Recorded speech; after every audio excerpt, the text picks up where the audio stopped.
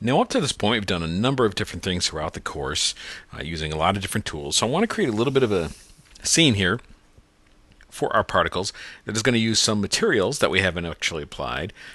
It's also going to use a modeling feature we haven't done yet, but we can also incorporate emitters. So we're going to take our penny animation and go a step further to create a nice medical animation. So with that said, there's actually two ways we can create this blood cell, and one of them is with a cube. And we're not going to build it with the cube, so I'm just going to go through here just to show you how it can be done. We're going to select the box and add 2 segments on the Y. Hold the Control key and add, the Alt key and add a hypernerve. So we put a hypernerve on that and press the O key, and you can increase the subdivision, and you've got that nice shape working. And the reason that one works pretty well is because it's all quads all the way around. Okay, so that's just one option. We're going to use a sphere just to show you a different method. So select the sphere, make it editable. We'll keep all those default parameters. We're going to select our scale tool, and just on the y-axis, we're going to pull that down. This is going to work a little bit better for us because of what we're about to do next. If you look over here in your Attributes Manager for that object, there is something called Soft Selection. You might have seen it and wondered what it was.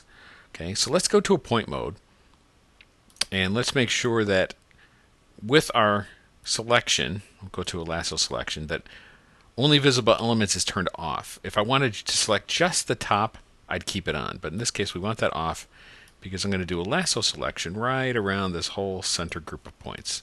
And that will allow us to select all the way through for the most part. And then Control key to click over these to deselect. Okay, so that looks pretty good. Both sides plus that center point. Now, when I come back here to my sphere, and I go to Soft Selection, and I enable it, you get this shading on here. Now, that's not a shading that's going to appear when you render. Okay, what that is, that represents a fall off for those points. Okay, it's essentially a weight map, a vertex map that's going to apply to those selected points. And what that means is anything I do from this point, it's going to apply to those selected points, but it's going to fall off as I do it. So I can actually do interesting shapes like this, or in this case, select my scale tool and scale this on the Y. Not too much because I don't want to cross into myself underneath. But because I have top and bottom selected, I'm actually scaling in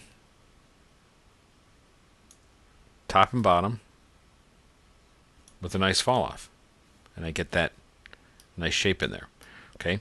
Now, you've got some variables here you can work with, such as this is a linear. You also have a dome fall off, which has a little more pressure in the center.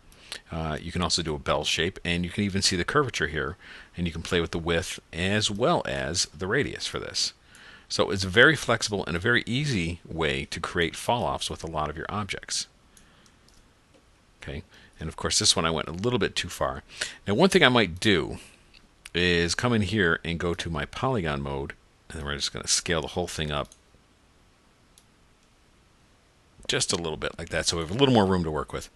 Then we'll come back to our selected points, put soft selection back on, and let's change it to a dome. And let's of course decrease that, something about there, and then we will, there we go. And just make sure you don't cross into the one underneath. You can do a quick render. Looks like I went a little too far.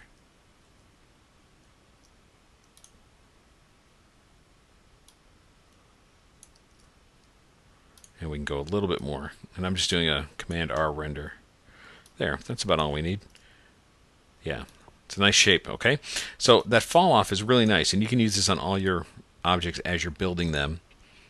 So if you want to do any kind of bend or scale or anything else, put that soft selection on, select some points or some polygons there, and move that with a soft selection.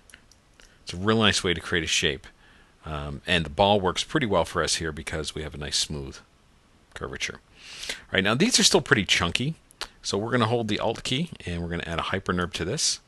And now we've got a beautiful smooth object without any definite signs of ridges or edges or anything else. Okay, so I'm going to save this out as cell plane so you can load that up and work with it. And then I'm going to save it as cell textured. So let's create a texture for this. We're going to go to File, New Material. We'll double click. And of course it's a cell, so the color is going to be the kind of this blood red color. And I'm just going to drag that on there so you can see it. And under display, I'm going to go to my enhanced OpenGL, just so it makes things a little prettier. You can even go down to the sphere here to see it a little bit better. Okay, so that's what we have. Now, typically you could turn off the specularity so it's more flat. Okay, we don't really need the shine on there in this case. But what we need is that edge that's going to kind of glow a little bit. And it's not really a glow. There's a couple of ways you can do it. But the way I've always done it is with the luminance channel. And certainly if you put on luminosity, you're going to get this. Well, we need to scale that back a little. We need to channel that. And the way I'm going to do it is with a Fresnel. Okay? And the Fresnel shader basically works on the glancing angle of the camera. So where I am not seeing the object, it's more luminous based on this gradient, and where I am, I'm seeing more color. Okay, and if I change this, you can see that that just applies to the edges. Okay, so it's based on that glancing angle and give us really that look we're looking for. But let's adjust that a little bit.